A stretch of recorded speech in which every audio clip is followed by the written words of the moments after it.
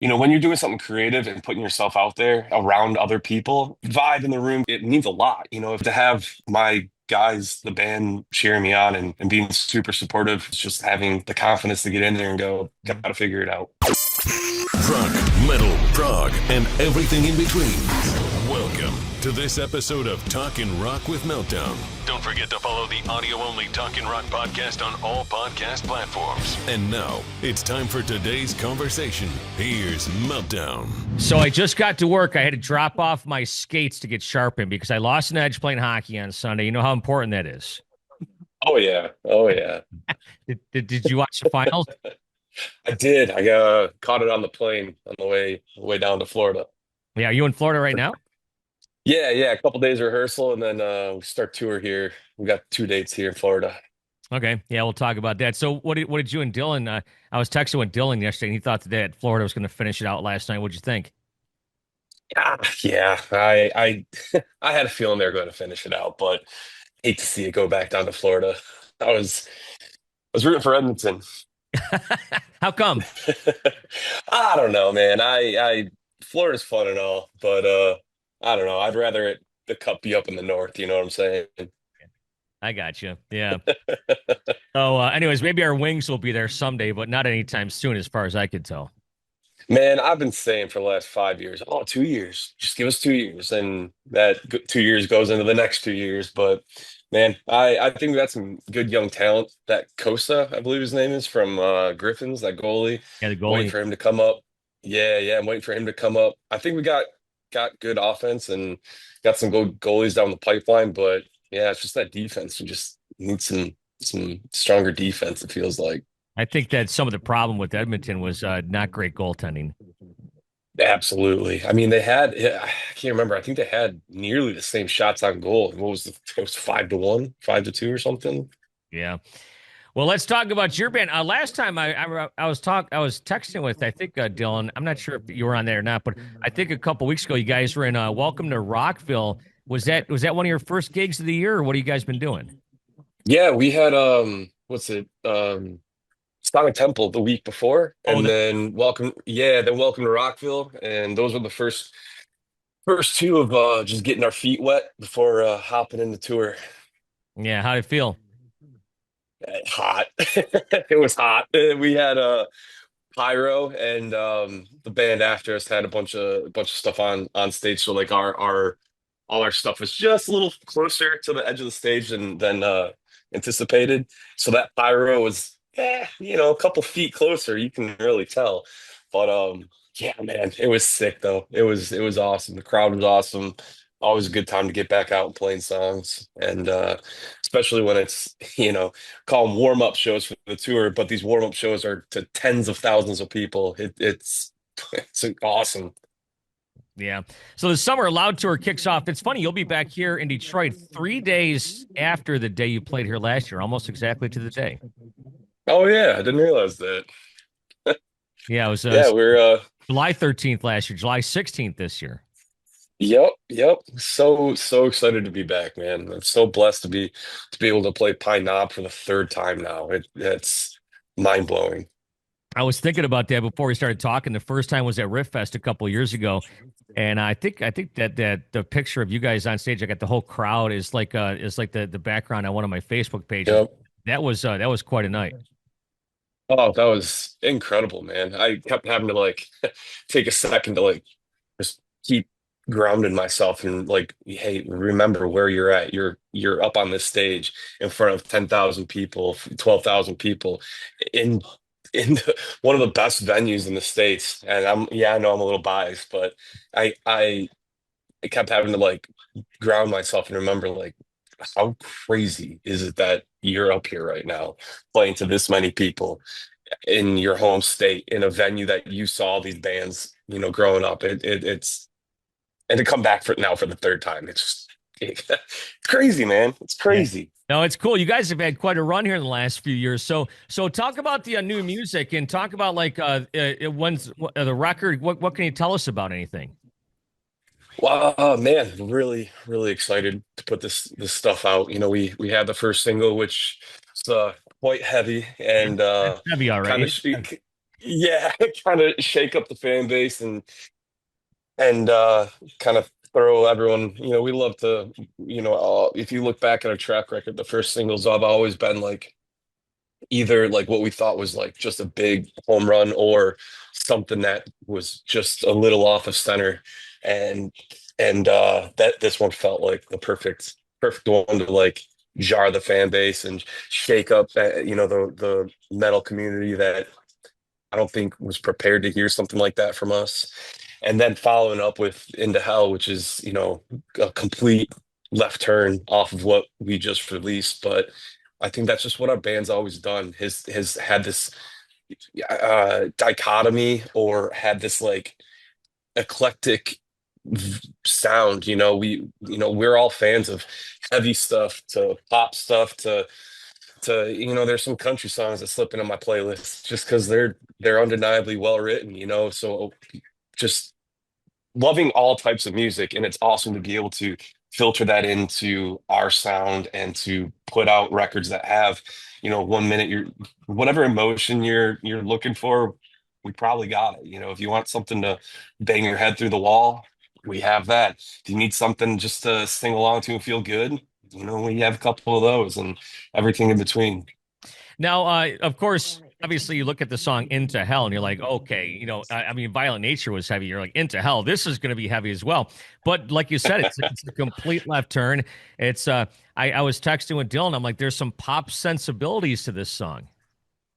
Yeah, yeah, absolutely. It song means a lot to me, and I had a lot of fun writing with the guys, and we, when we were picking the singles off the record, we had a couple in mind, and our sorry about that. You still there? Yep, I'm going. Yep, go ahead. You're good. Um, yeah, we had a couple in mind, and yeah, sending it over to the radio team and the label was funny. They all picked this one, and not to say that we weren't stoked for that one. We just didn't think that we were like, oh man, that really? You guys think that's single worthy? And we're like, all right, we'll trust you. It's not that it's a song that we didn't dislike or anything. It was just we didn't think that was we weren't sure if anyone else was going to see the vision like we did. And yeah, just really, really excited and stoked that our team is it backed it as much as we felt it. And yeah, stoked to finally have this out, man. Yeah, that's great. And so talk about your singing on this song because it's a little bit not what we're used to. Yeah. Yeah. I'm singing all over this record now. I've sang a little bit in the on the past records, like parts here and there and harmonies and stuff, but for this time around to go into this and going, all right, well, we're not going to change our sound dramatically. This is still live Prevail. We're going to have the heavy stuff, but we're also going to have the hooks that we love to write, the big choruses, trying to aim for those to write those big choruses. So going into the studio and writing in our little unit we got, it was I don't want to say challenging. It was a big learning curve, but also it was awesome to, when you're doing something creative and putting yourself out there and around other people, vibe in the room can means the whole it means a lot. If you got someone in there you're a little uncomfortable with, and I don't know, I don't want to belt this note and sound bad in front of these people, but to have my guys, the band, just cheering me on and being super supportive and feeling okay. All right, I'm gonna let's try this melody and sing it. And oh man, that didn't sound good. And not getting like feeling dumb or feeling bad, but like, oh no, try it again. Try tweaking this, or like, you're a little sharp on that. Like, you're good. Just get back in there. You got it. Like that was detrimental of getting where we're at now with these songs. It was just having the confidence to get in there and go, all right, no one else is going to do it. I'm going to do it. Got to figure it out. It almost sounds like something that the Florida Panthers would have said in the locker room last night. I hear that Yeah. I hear that they're quite a team as far as built around that and propping other guys up too. And that's what you said with your band. Yep, yes, sir. Yes, sir. I got a little bone to pick with the Panthers. I had Bob Broski on my fantasy team last 2 years, and 2 years ago he was a star on my team, and then this last year he ah, couldn't start him all the time. So getting to see them win the cup, I'm like a little good for them. I'm a little salty still, but Well, I'm sure Bobrovsky's probably passed out somewhere. So oh obviously, yeah. sure, right? So talk about with Brian leaving the band, and then you got to take over. Did that put you in a challenging position, not only in the studio writing songs on stage, or was this something that you kind of just slipped into naturally? In the past, he's had to miss a few tours with health things, and Dylan and I having to like, find it out fairly last minute and just going, well, we can't cancel the tour. We got to go out there. We'll figure it out. And Dylan's great. He's a great vocalist, and he's been helping coach me a little bit on things I'm still learning, figuring out. Dude, I went from not warming up for a show, just getting out there and ripping it, to now I'm like, I should warm up a little bit. So he's been a huge part of getting me to where I'm at. And yeah, going into the studio, we went 8 hours a day and 5 to 6 days a week, and going for like 3, 4 weeks at a time, just like getting in there, taking the reps, singing, singing, singing.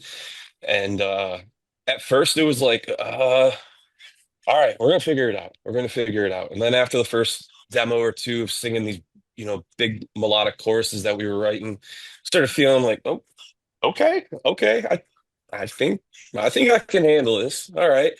So it's a bit of a learning curve at first, but man, I love performing. I love being out on that stage. I love singing songs and seeing people sing it back. So I'm so just looking forward to that. So excited for this summer tour. Yeah. And what was it like the first couple shows you played? Because now you're kind of like thrust into the front, as before was kind of like 50-50 or maybe even 60-40. Yeah, the first two shows before we had anything announced where it was a little all right, well, we're gonna go out there, we're playing the songs people know. There's gonna be, try not to for me, if the more people that are out there, the easier easier it is. If Yeah. there's, a couple hundred people, I'm seeing faces, I'm focusing, I'm like having out of body experience, thinking like that person's a person. They have their own identity. They're sitting there watching me right now. I wonder what they're thinking. I just get in my head. But there's a couple thousand people out there. I'm just looking at the general vibe. Okay, there's pits going, there's crowd surfing. I see people all smiling, just like groups of people smiling. We're good. So those first two shows was a lot of that. Like, don't make personal eye contact with one individual. Look at the whole show. Just perform the songs, and most importantly, have a good time doing it. Because when we're up there having a good time, we always walk off the show going, that was good. And you can tell like when you're watching a band and you're like, ah man, they're having an off night. Not because they sound bad, but you can just tell like the vibe is like, no, they're up there, they're playing the songs and they're done. And that kind of, I feel like a lot of fans can pick up on that. So I think that was the big thing going into those first two shows and these first couple shows is we're back in the saddle. People are here to see these songs. Let's just go rip it and have a great time. Yeah. Bigger crowds are, in my opinion, faceless. Yeah. Oh yeah. Yeah. It's tough when you get up there in front of just a few, like I said, a couple hundred people. Is yeah, you start to zone in, and yeah, bigger crowds you can't hear like maybe a heckle or a laugh that's Yeah. supposed to be there or whatever the case is. Dude, I was the best man in Dylan's wedding and a couple hundred people. I blacked out. I don't remember. I went on autopilot. I had my what do you call it? My speech in my phone. So I was like talking, talking, look down, talking, talking. I'm looking at the wall. I'm looking at the server over there. I'm looking at that plate of food. I'm just don't look at people. But then I get out in front of, we played download in the UK and there's 50, 60,000 people. I'm like, what's up? Yeah. Like it's different. It's so different. Yeah, it's almost like the adrenaline takes over, and it's like the train has left the building, and it's like you're just on it. Now you just go with it. Yeah, absolutely. Absolutely. Yeah, sometimes I've gotten out there on stage and I can't remember exactly what I said, but I knew once I started talking, it was on, and you just roll with it. Yep. Just your brain goes on autopilot and you you hope your muscle memory is going to take control. It's focused. It's got every song's got a purpose. Every song has some heart or meaning or connection to it. It's no fluff. And it's some of, you know, every new record a band puts out. Oh, this is the best stuff we've ever written. It's favorite stuff. It's tough not to say that, but man, I feel like we went back through the motions of like what did we do with lifelines and trauma that really set us apart from the records past. And I think we really focused on what that meant for us, and tried to hone in on that with this record. True Power was so much fun to write. It was in a weird situation. We were in the middle of touring Trauma, right in the middle of the first year, let's say. We had another year and a half of plans, and then COVID. So we went home and we're like, all right, this whole flatten the curve thing, 4 weeks or whatever it was, that's not happening. So what do we do? All right, well, let's write a record. Well, we got no time constrictions, we got no time restraints, we got nothing in the pipeline, right? Let's just write fun stuff. Let's write the experimental and stuff like that. So we learned a lot from that, and learned what worked, what didn't, what was fun, and what stood the test of time, I guess you could say, and taking the from what we did in the past and what we had fun with on the last record, trying to find that sweet spot for this one. And I truly think we got very close, if not right on the money with it. And now with Brian being gone, do you feel like you're a little bit more invested? Is this a little bit more personally, or is there kind of the same as the last few records? The last few records, definitely, I wrote a lot of lyrics and a lot of stuff for those songs. So everything it's all felt personal. With this, when the last songs, you have people that look at like, oh, he's singing the chorus. This is this song for him or whatever. When all of our music in the past has all been, you know, collaboratively written, like all the lyrics all come from each of us, you know, from a real place. With this record, it's the same thing, just there's a lot that I wrote and that I'm just as connected with.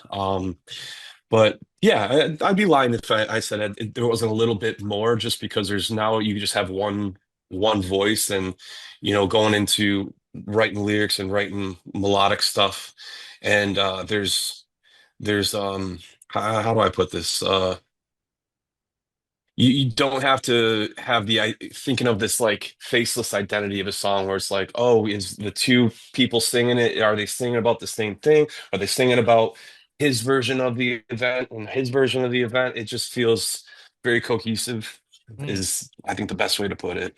Yeah, that's interesting. I never thought about that. There was a movie last year called In a Violent Nature. I don't know if you know anything about it. Did you happen to see that?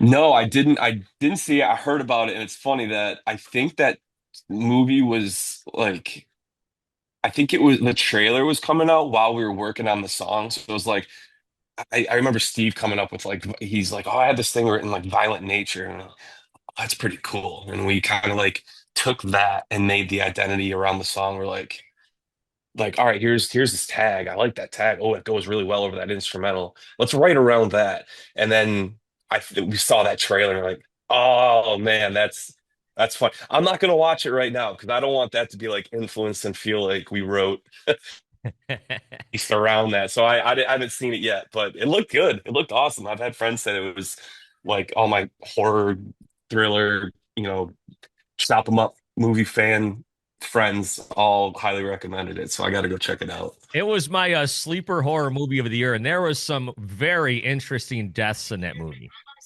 Oh, really? That's what I've heard. Okay. Well, listen, dude, good luck on this summer tour. We'll see you here in Detroit. And also, I know we've talked about this several times in the past, but we got to get to a Red Wings game next year. I know, man. Well, hey, we got I think this fall we have some time. We have some fly out dates for festivals, but what better time than the first month of the season? Let's get in there. Yeah, let's do that. Well, thanks, man. I appreciate all the time, and good luck with everything moving forward. Thank you. Thank you very much. Always good to see you, man. You too, brother. Thanks.